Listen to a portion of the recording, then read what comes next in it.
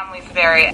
Arlene Schofield. My name is Shireen Snow. My name is Carla A. Miles. Diana Camuto. This is Christine Dunford. I'm Me Eden. Caroline Macy. This is Walker Fannin. Lydia Camille Dixon. I'm Sarah Dates Woodham. My name is Linda Preston, and you're watching the Keith Andrew Network.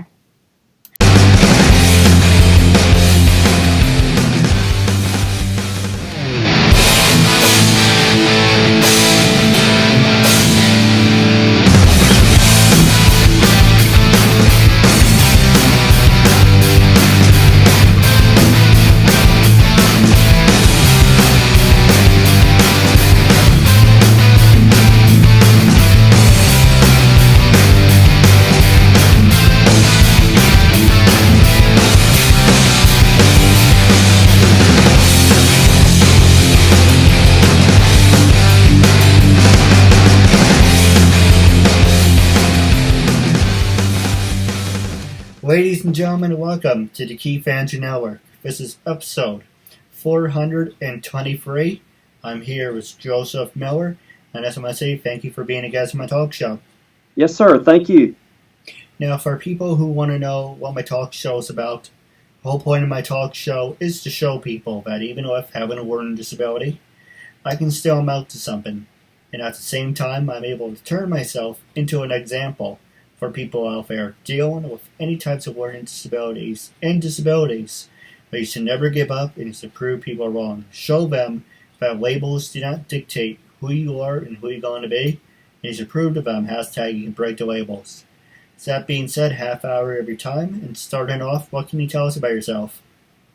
Well, I'm Joseph Miller. I'm a school teacher. I teach 11th and 12th graders right now. I've taught all the way from 5th grade all the way up. Right now, they just need me in high school, so that's where I am.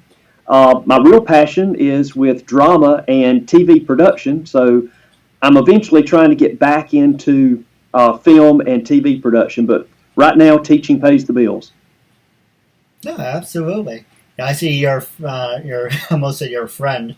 I see you're a fan of Game of Thrones. You have that big symbol behind you.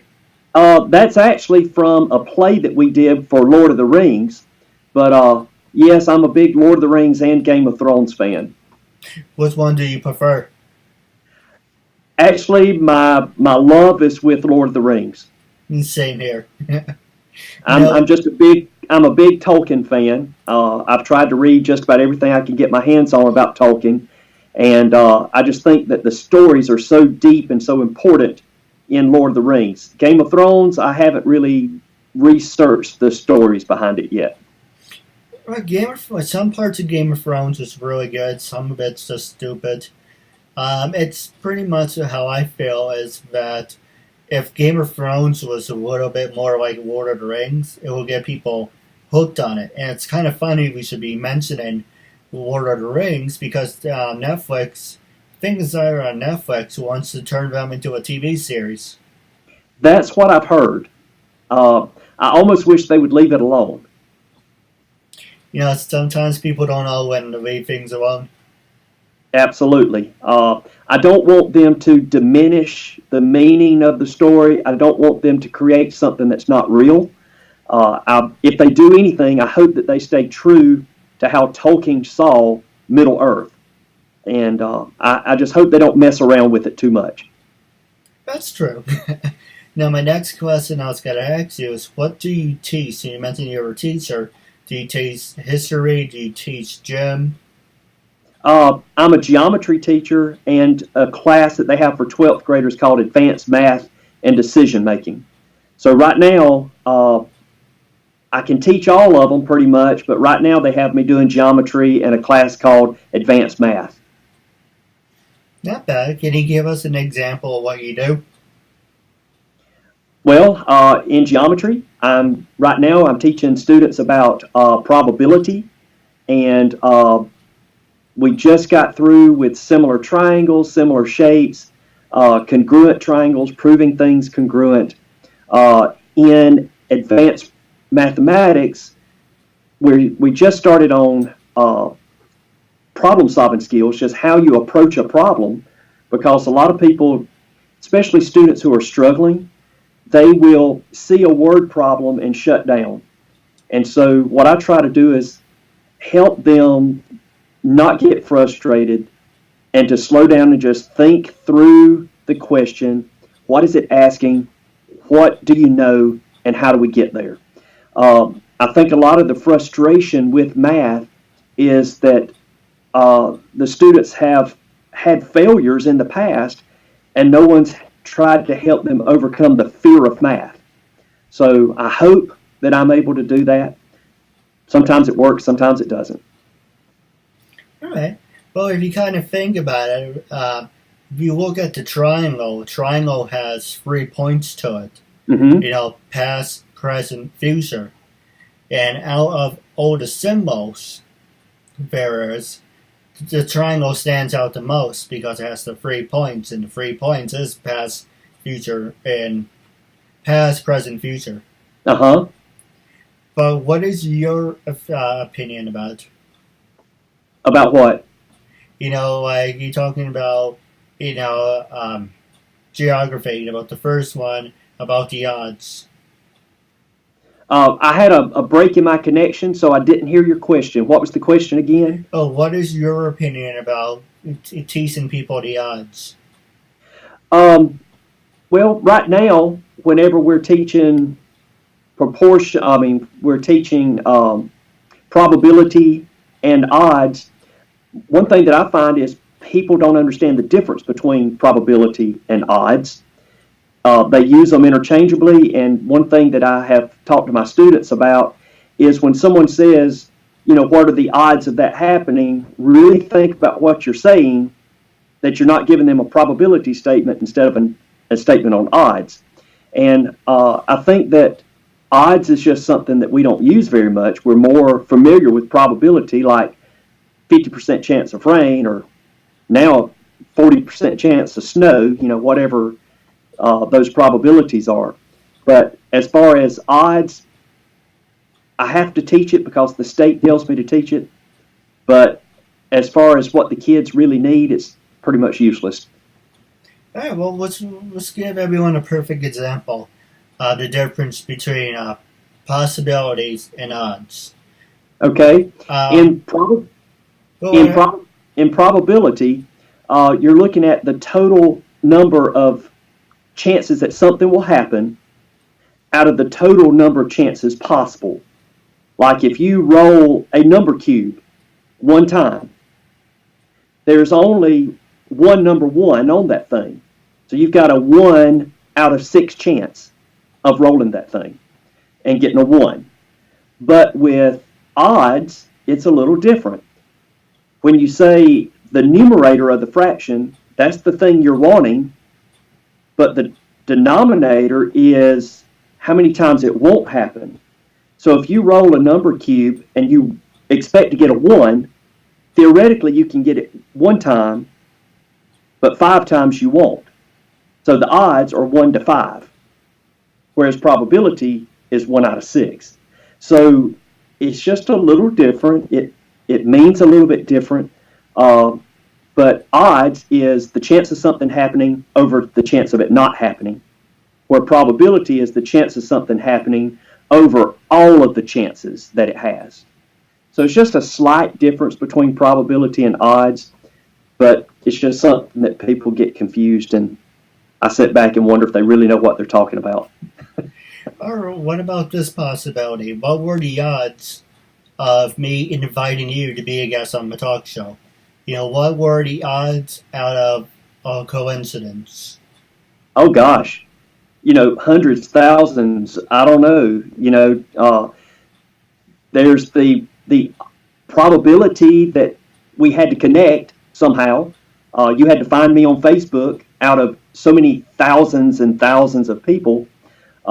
So the probability or even the odds of that happening is very, very low.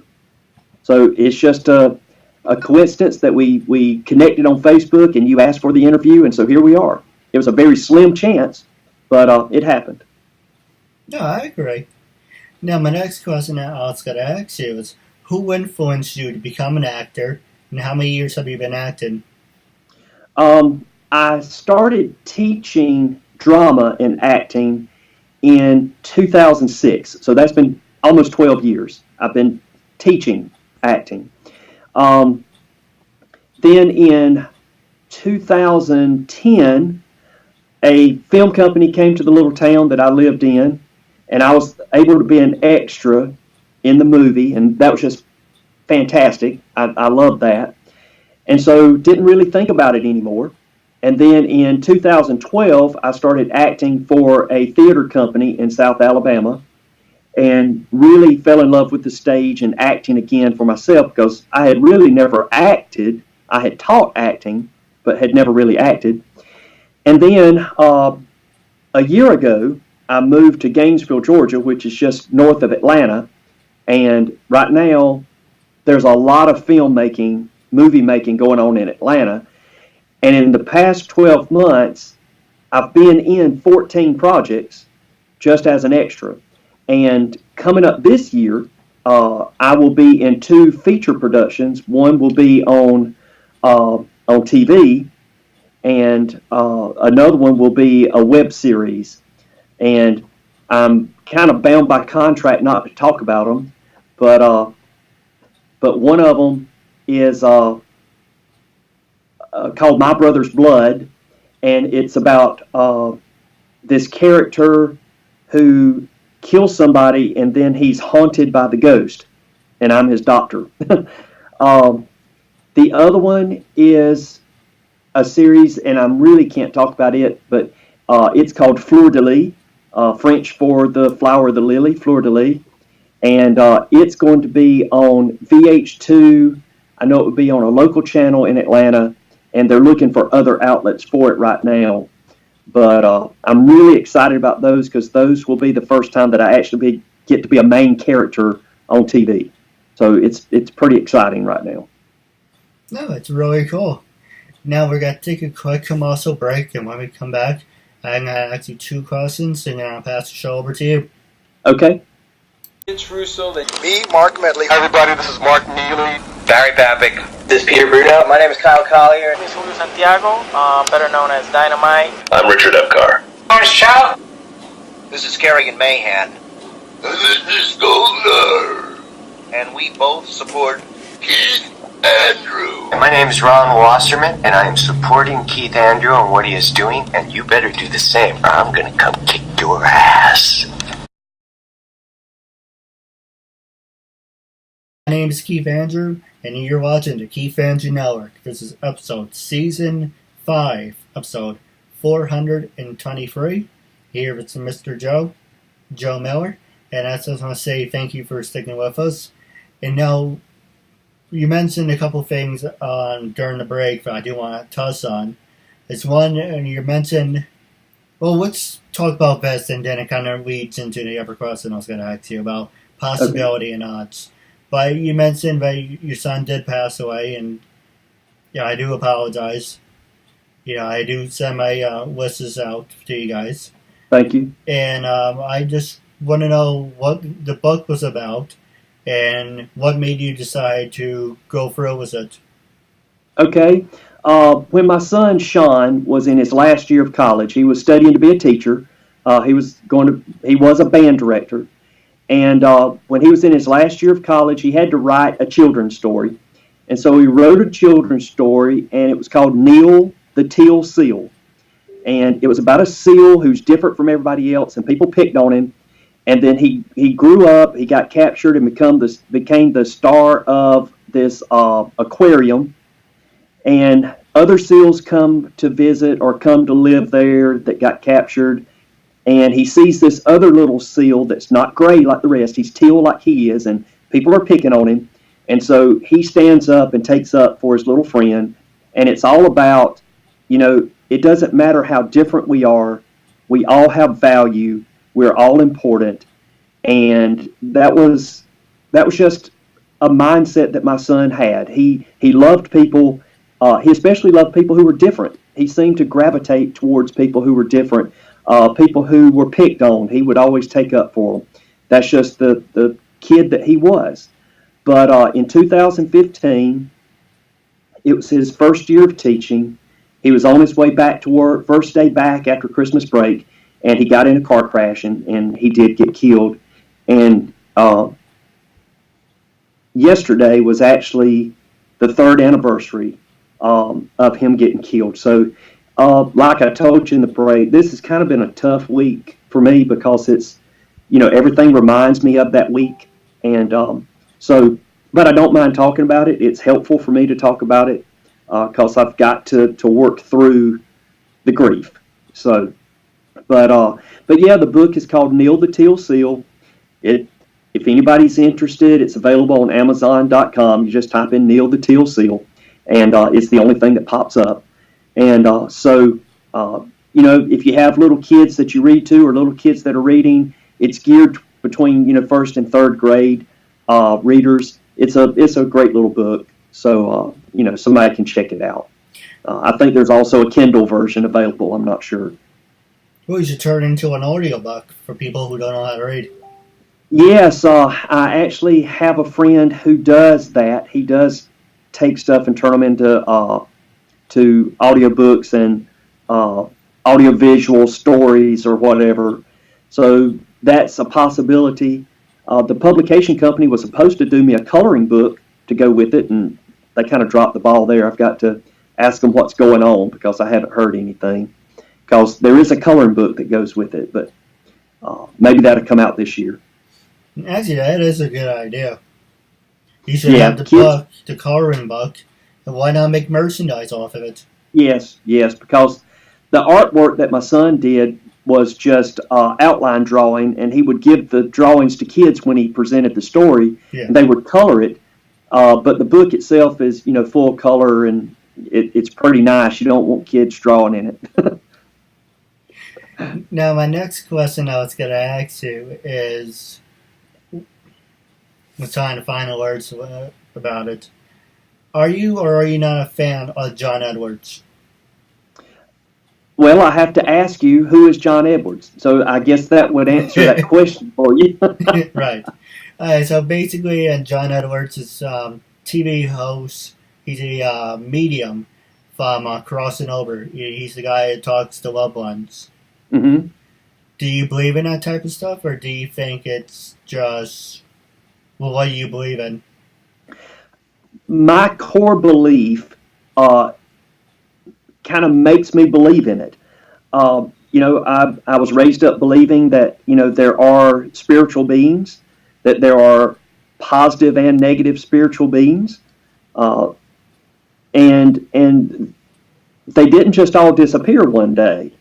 So I have to believe that they're still here somewhere. Yeah. We just don't see or communicate with them.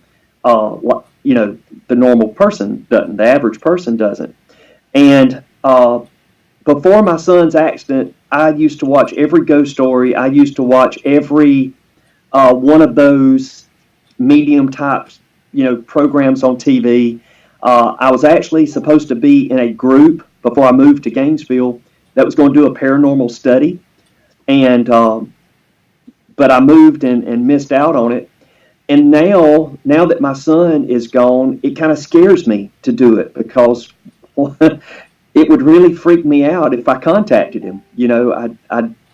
Or if I contacted something that was being an imposter, trying to feed off of my energy and portray him in a negative way. So, to answer the question, do I believe in it? Yes. Yes, I do. Am I scared of it? Now I am because I'm afraid of what I might find. Even though I want to, I'm still afraid of it. But would it give you closure knowing that you have a chance to just, now I can move on, but just give you a normal status of mind of saying things are fine? Maybe yes. You're giving out that opportunity. Yes, if I had that opportunity, I would like to know. And on my own, I don't know how to provide that opportunity. I don't know how to access that opportunity. I don't know how to make that opportunity happen. Right after his death, I know there were a couple of instances where I felt that he was there with me. Some things happened that I couldn't explain, and one thing was one year I had given him a music box. It was an antique music box that hangs on the wall. And it has a pull cord on the bottom. It's hanging in my bedroom right now. And you pull the cord and it plays music. Well, the night after he got killed, I had that thing laying up on my dresser. No one had pulled the cord, and it started playing some notes. And that kind of scared me, and it kind of said, maybe he's trying to tell me, I'm here, it's okay. So you just don't know. You can say, oh, it's just a freaky coincidence, or you can say, he was just trying to tell you he's okay. Another thing that happened, I had given him some cologne for Christmas, and the day of the accident, I think it was the day of, it may have been the day after, I was just walking around outside trying to clear my mind, and I could smell it just like he was standing next to me. And that was pretty special, those two things. The third morning, it happened like 3 times in a row. It was like the first day something happened, the second day something happened. The third day, he got killed at 7:05 in the morning, and exactly at 7:05, I heard something say to me, and it sounded like his voice, "Dad, I need you."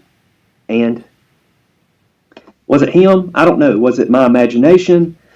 Was it just my internal clock saying, wake up at 7:05? I don't know, but I heard just as distinctly as you and I talking, I heard him say those words. So, some people can write it off as weird and just coincidence. Some people can say, yeah, those are messages from him.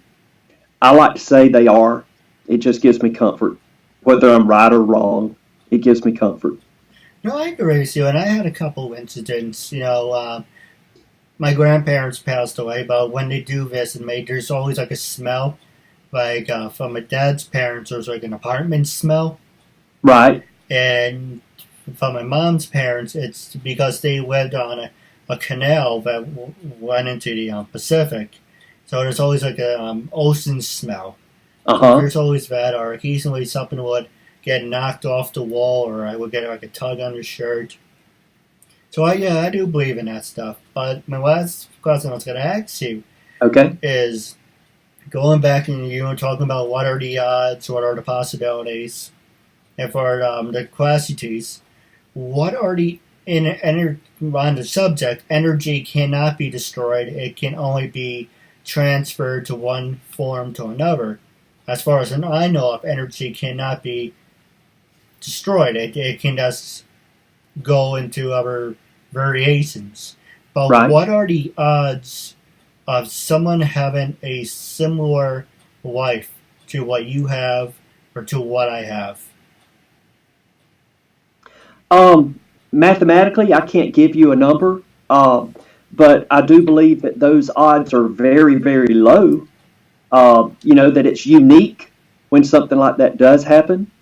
And it shows us that, we do have similarities. We are similar to other people. We do have similar interests, experiences, and hopes and dreams. Can I find somebody exactly like me? God, I hope not. I hope no one is as messed up as I am. But they're I think the odds are very low, or if you want to say the probabilities. The probability is really low that that someone's exactly like us or very, very similar. I do believe that there are a lot of people like us more than we believe. I think a lot of times we think, oh, no one else has this problem that I have, or no one else has this experience that I have. A lot of people may have it, but a lot of people may not talk about it or want to express that they have those issues. I know when I was a youth minister, a counselor for kids, they would come to me and say, I'm the only one that nobody doesn't like. Everybody feels that way at some point, and sometimes some people feel that way more than they should. That, yes, everyone's not going to like us, but you're not the only one that feels that way. So it just depends on what similarities you look for, what similarities you talk about. I think there's a lot of people like us more than we want to believe. So the probability of finding somebody that has our similar issues, that's pretty high. Finding somebody that has all of our issues, I think that's pretty low.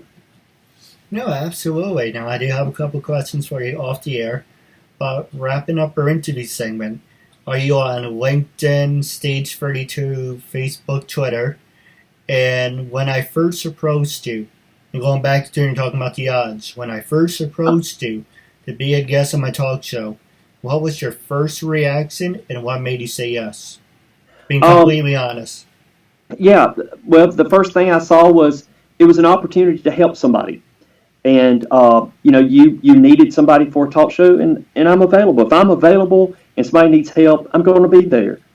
And, when you mentioned disabilities, I thought you thought I had a disability that you wanted to talk about on air, and that's why I was a little confused in the beginning. I get that a lot. Yeah, so, but now that I understand, it's great. I'm glad that I could help out. But at no point did I think, no, I don't want to do this. Actually, you do bring up one more point I do want to talk about. Is Okay. when I send a message to people, I explain myself. And it's kind of funny because not usually people would answer back and be like, oh, yeah, sure, no problem, I do it. But, yeah, there are the other half of the people where they're like, how the hell do you know I have a learning disability? Or how do you know about this? Who told you that? I'm like, I was talking about myself. Yeah, but I find it very interesting that, I have a disability. I'm like, you're missing the point, but okay. I know, it's... Hey, you're going to trying to find words for it. Everything has 50-50 on it. So, the reason I approached you is because, one, I saw you're an actor. Two, I like giving people opportunities to have a chance. And number three, you're making a new friend out of it. So, saw you're an actor, wanted to give you an opportunity, and you're making a new friend out of it. And Right. It was just, when I die, I would like to be remembered as someone who made a difference. Like you say, oh, well, when Keith dies or whatever, the one thing I remember about him is he approached me about being an honest talk show. Even if it doesn't go anywhere, he gave me an opportunity. And that's what I want to be remembered. It's for making a difference. No matter how big or small, it's the thought that counts. Right. That's great. I do have a couple questions for you off the air, but wrapping up our interview segment, it was a real honor and privilege having you as a guest, and I'm looking forward to part 2 down the road. Great, Keith. I really appreciated it too, and it's been interesting. It's been fun. I'm glad you asked. It's great. I'm glad you asked for me to be on your show. I'm honored, and I appreciate it.